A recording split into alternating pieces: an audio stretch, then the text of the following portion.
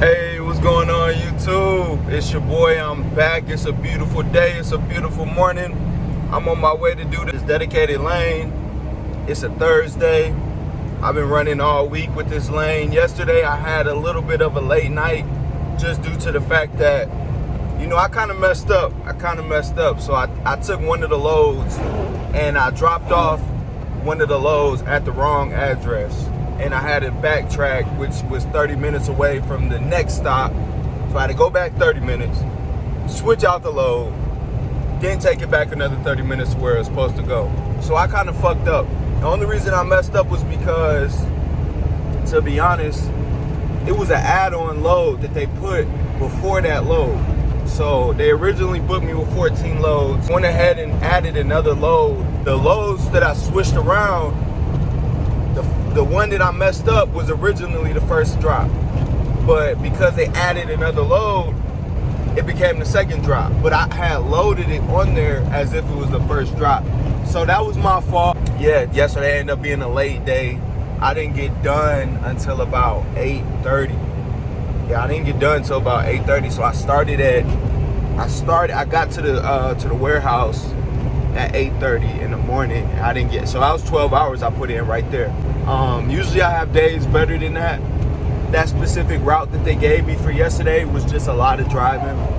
Luckily, majority of the drops were no signature drops. So even though it ran a little bit later into the day, I didn't need anybody to sign the paperwork in order to drop that stuff off. So even at businesses, which is super unusual, but that was just an unusual route in general. Today, I'm gonna just take y'all with me today. It's a beautiful day. It's a good day to film.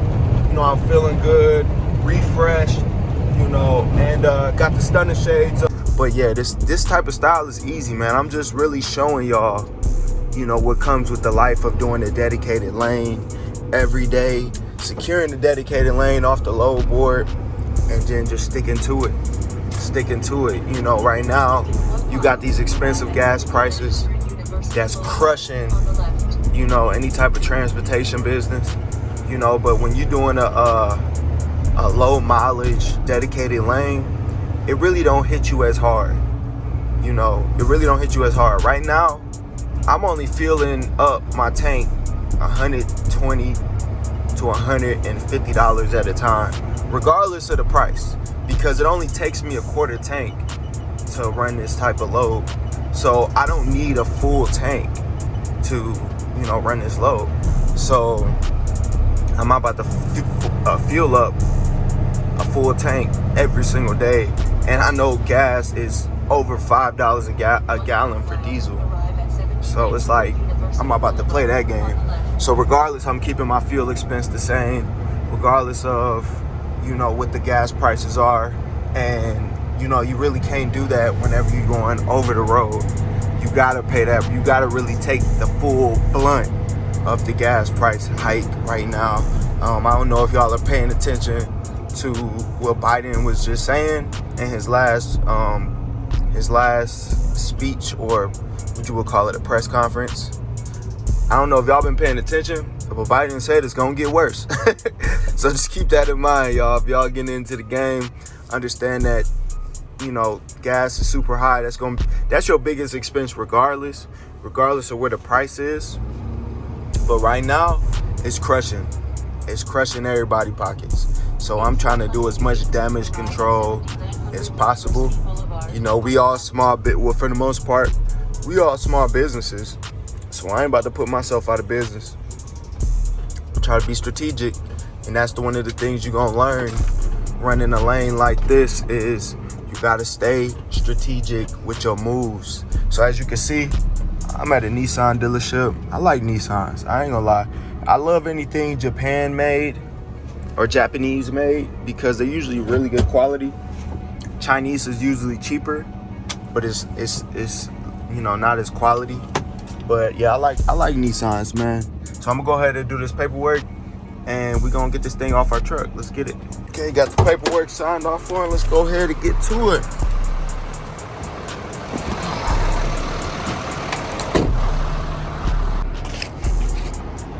This paperwork over here. Open this joint up. Yeah, so it's gonna be this one right here. Pull that little thing, this little knob down, or little switch, pull that down.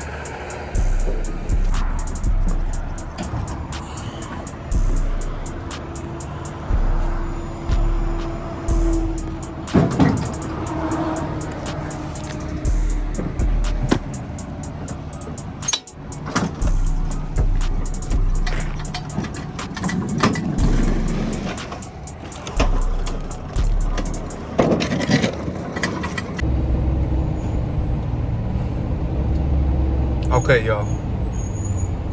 So remember when I told you it's gonna be a good day? Well, I lied. Only reason I didn't film the shit that I just endured, and I mean I endured it.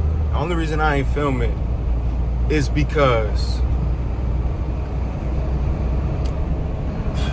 So okay, let's rewind a little bit. Let's rewind.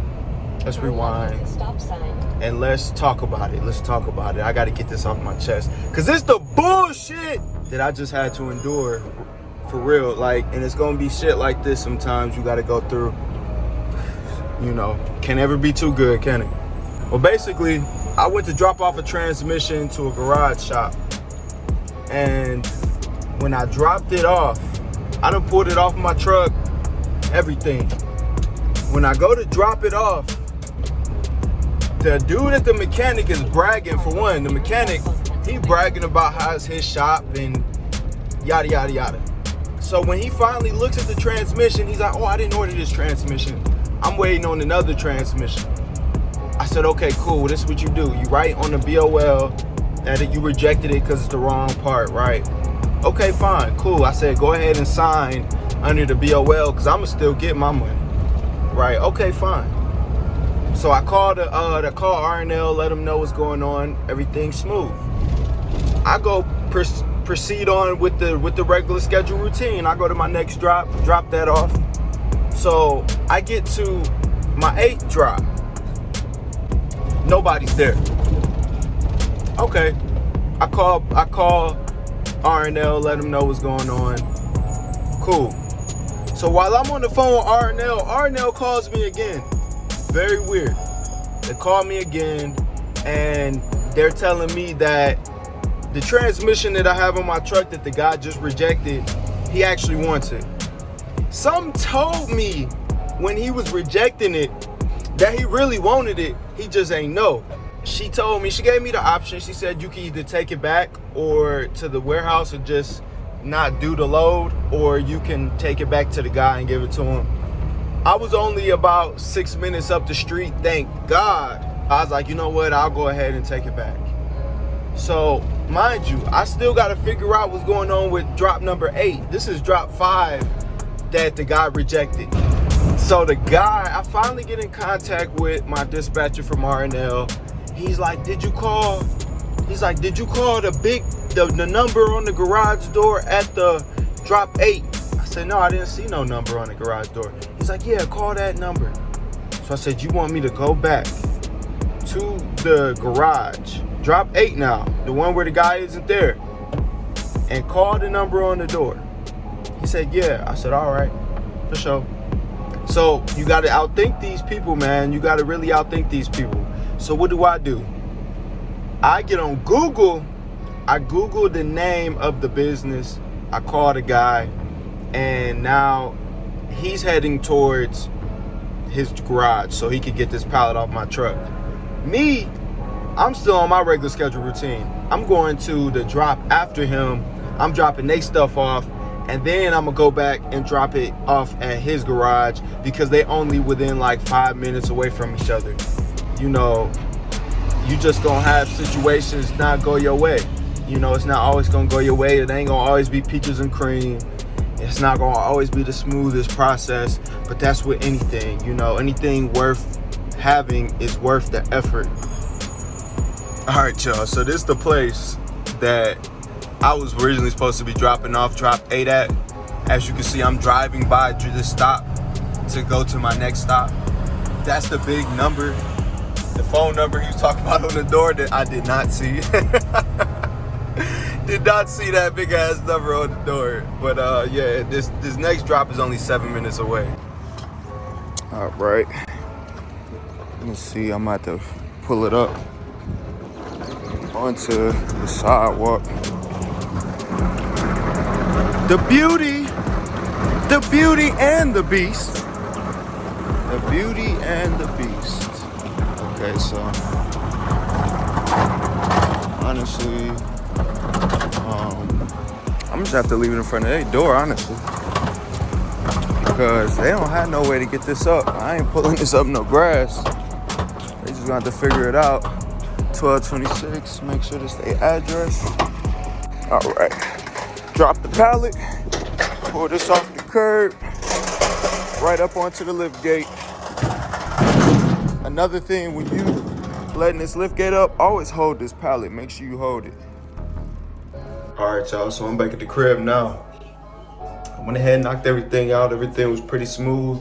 So if you liked the video, go ahead and leave a thumbs up.